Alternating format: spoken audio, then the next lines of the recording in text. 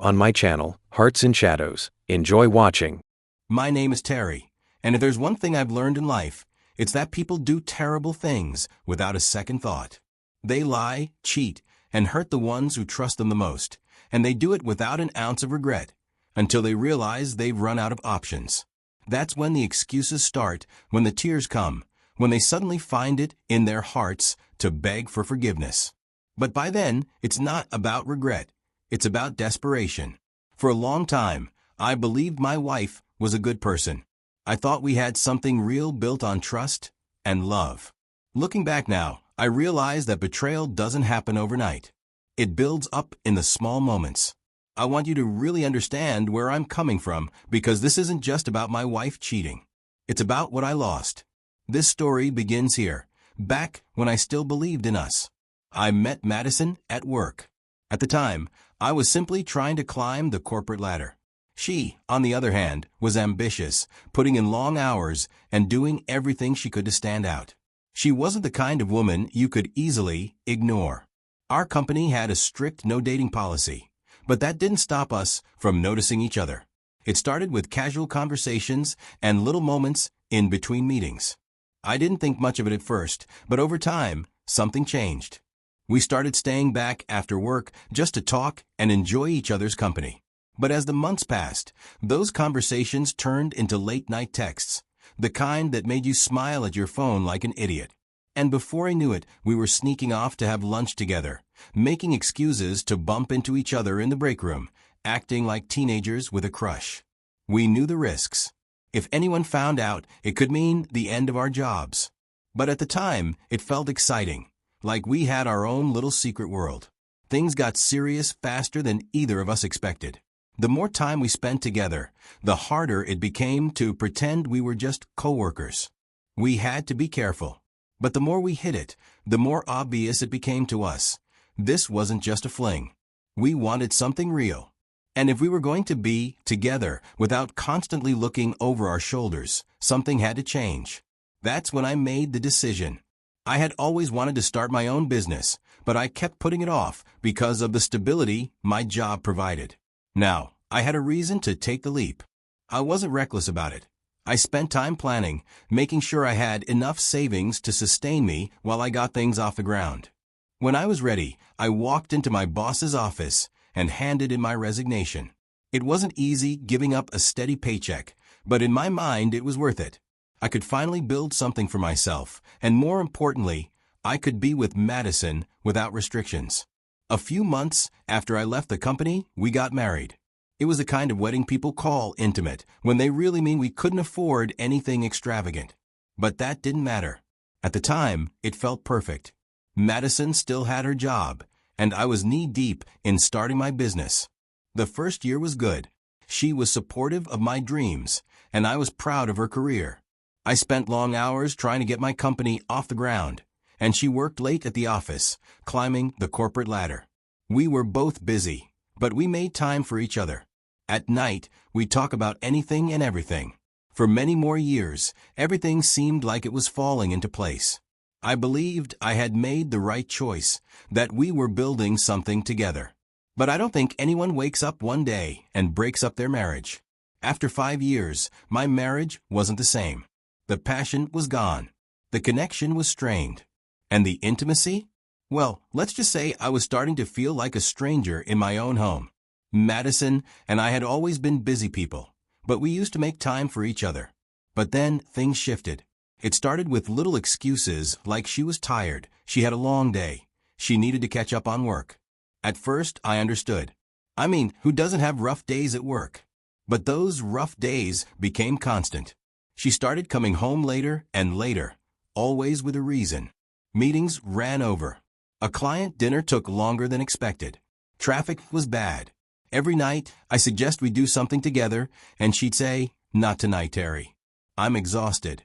I assumed it was just the natural rhythm of marriage. People always say the honeymoon phase fades, right? This is probably what happens when two people get caught up in their careers. So, I stopped pushing. I stopped asking. I assumed that if I gave her space, things would balance out again. But here's the thing about marriage.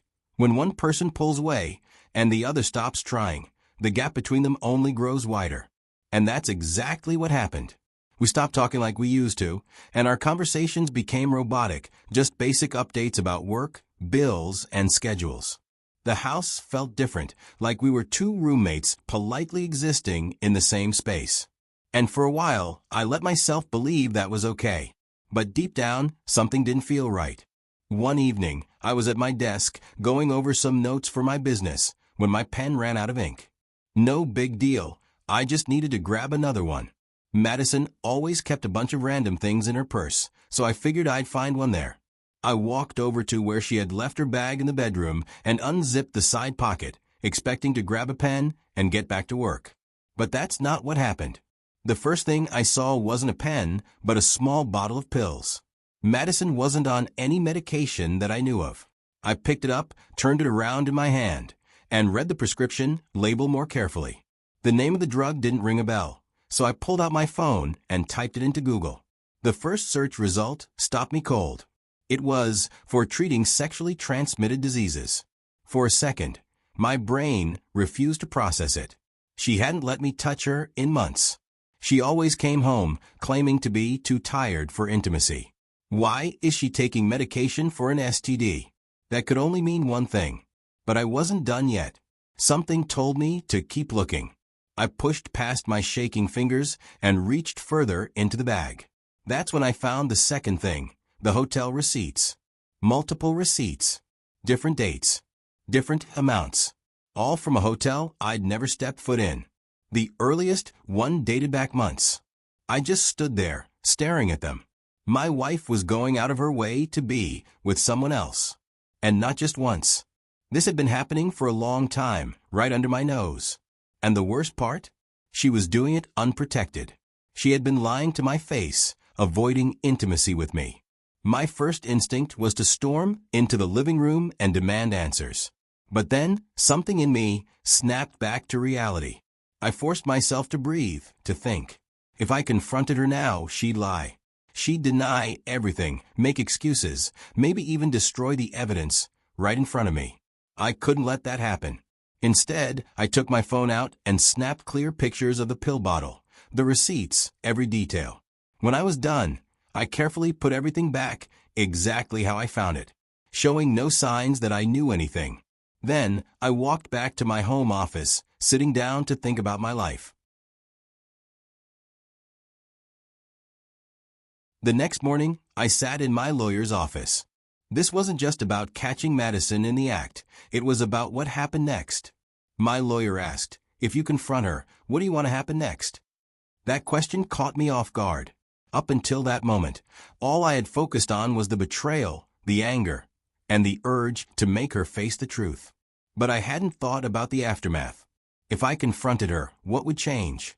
My lawyer didn't sugarcoat things. He told me straight. I needed to think beyond the confrontation.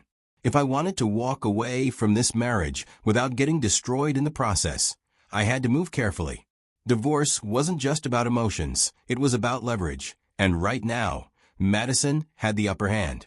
Without solid proof, she could deny everything, twist the story, and even make herself the victim.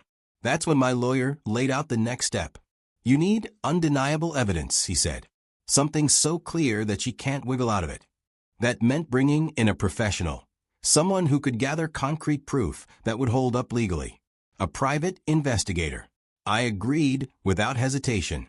My lawyer had a contact. Within hours, the PI had all the details he needed. Madison's schedule, the receipts I found, even the name of the medication. From there, all I could do was wait. The investigation took more than a month, and during that time, I had to pretend like everything was normal. But every day that passed brought me closer to the truth. When the PI finally called, I wasn't sure I was ready. But once I saw the evidence, I realized there was no going back from this. Madison's affair wasn't just some one-time mistake or a moment of weakness. It had been going on for a long time, and worse. Her lover was someone I knew, a high-ranking executive from her workplace. The man was well-respected, someone I had even shaken hands with at company events. Seeing the photos and videos made my stomach turn. Things had been happening under my nose the entire time. At that moment, I knew our marriage wasn't salvageable. There was no fixing this. But if Madison thought I was going to walk away quietly, she had another thing coming. Now, it wasn't just about the betrayal. It was about making sure I didn't get blindsided in the process. If she wanted to play dirty, she was about to find out that I wasn't the fool she thought I was. Even with all this evidence, I knew that confronting Madison without a solid plan would be a mistake. A mistake that could cost me everything. The legal system has a way of turning even the most justified men into villains, especially in divorce cases. I wasn't about to walk into that trap. I needed to be smart. So, before I even thought about sitting her down and showing my hand, I made sure my financial foundation was untouchable. The first step was to protect my assets. I had worked too hard to build my business from the ground up, and I wasn't about to let Madison walk away with half of everything I owned just because she got caught.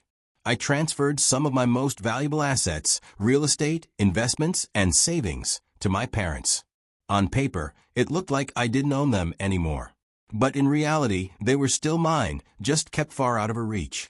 I also set up a trust in another country that will legally own other things I have. It took a lot of research and careful planning, but I made sure that by the time the dust settled, I would still be standing. Next, I needed to make sure that if this did go to court, she wouldn't have any leverage over me. So, I started crafting a paper trail that made it look like my business was struggling. Not bankrupt, not suspiciously failing, just barely staying afloat. I funneled money through different accounts, made sure my financial records painted the picture of a company in a rough patch, and strategically timed expenses to make it seem like I wasn't making much profit. This way, if Madison tried to claim a share of my success, there wouldn't be much to take.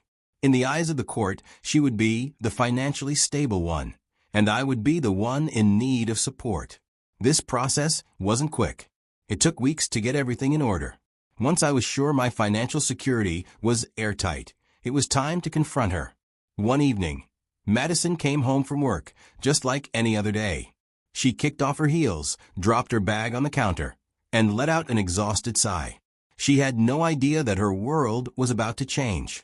I was sitting at the dining table, a glass of wine in front of me, calm, composed. When she walked past me, I simply called her back and said, "Sit down." She looked at me for a moment, confused, but she did as I asked. I pulled out an envelope and slid it across the table toward her. She picked it up and opened it, and the moment her eyes landed on the contents, I saw her mood change. Inside were photographs of her and her lover, the executive she thought she was so careful with. Alongside the photos was a flash drive. She didn't need to ask what was on it. She knew. For a moment, she said nothing. She didn't deny it, didn't make excuses, didn't even try to act like she was sorry. Instead, she slowly placed the envelope back on the table, met my gaze, and said, "I don't regret a thing." She told me that if I filed for divorce with these as evidence, she would walk away with half of everything, maybe more, after telling the court I am worse than the devil. This confirmed everything I already knew about the kind of person she had become. But I didn't react to give her the satisfaction of seeing me break. Instead, I simply picked up my wine, took a slow sip, and leaned back in my chair. She might not regret what she did, but she had no idea what was coming next.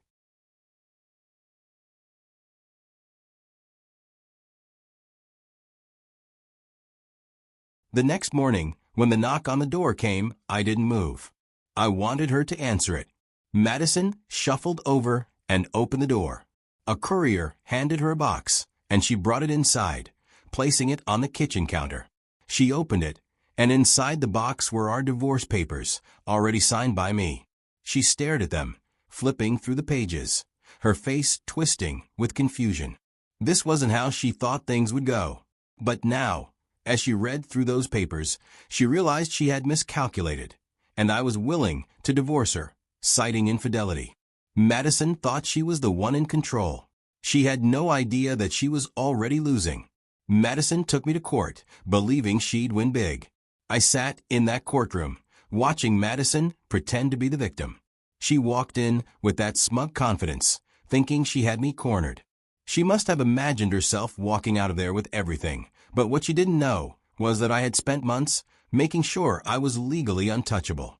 On paper, I was a broke man struggling to keep my failing business afloat. Every asset that had my name on it before? Gone. Legally transferred. It was like I didn't own a single thing. She, on the other hand, had been living the high life with her executive lover. Expensive dinners, hotel stays, shopping sprees. All on her credit cards. On paper, she looked like the financially stable one in our marriage, which meant one thing. She wasn't about to take anything from me. Instead, she was about to owe me. That reality hit her like a brick when the financial records were laid out in front of the court. She expected to walk away with half of everything I owned. Instead, the law saw her as the one who had to pay up. The moment she realized she had fallen into a trap, the panic set in. At first, she tried to fight it, claiming the records were misleading. Then, when that didn't work, she switched tactics, tears, emotional outbursts, accusations. She stood there, in front of the judge, claiming I was emotionally abusive, that I had manipulated her, that I had cheated on her first. She tried everything to paint me as the villain, hoping to claw her way out of the situation. But there was a problem. She had no proof. No evidence. Nothing but a desperate story. Every move she made in that courtroom only dug her deeper into the hole she had created for herself. The trial stretched on for months. Every hearing, every legal meeting, she looked more and more exhausted. And then, finally, when she saw that there was no way out, she did what people like her always do. She tried to negotiate. She reached out, asking if we could settle this privately. She wanted to avoid the final blow, the one she could feel coming. When she finally sat across from me, away from the lawyers and judges, she was no longer the arrogant woman who had told me she had no regrets. She was desperate now, looking for any way to soften the damage. That's when I reminded her of something she had probably forgotten in all her scheming. The file. The one filled with photos, texts, videos.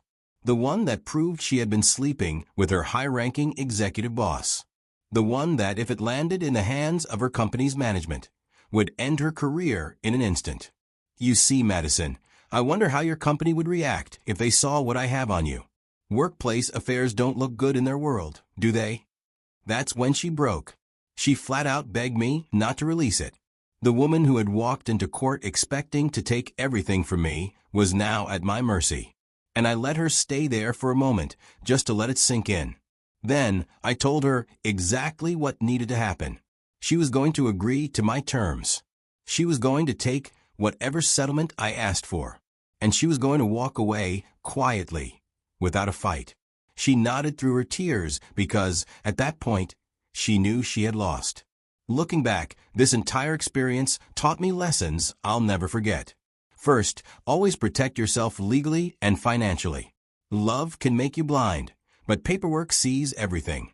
If I had walked into that courtroom unprepared, she would have drained me dry and left me with nothing. Instead, I made sure that by the time we stepped in front of a judge, my assets were secured, and I had a plan for every move she tried to make. If there's one thing I learned, it's that emotions don't win battles. Strategy does. That brings me to my second lesson.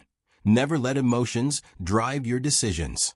When I first discovered her affair, my anger told me to confront her on the spot, to throw everything in her face and demand answers. But if I had done that, I would have given her time to twist the story, destroy evidence, and make herself look like the victim. Instead, I played it smart. I moved in silence, gathered what I needed, and waited until she had no way out. In the end, that's what saved me. And finally, the biggest lesson of all, cheaters never have regrets until they lose everything.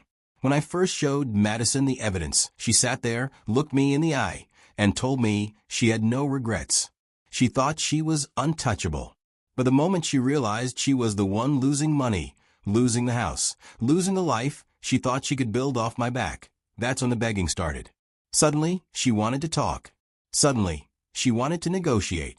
But by then it was too late. I still wonder sometimes, what was she thinking when she took me to court, fully believing she could win?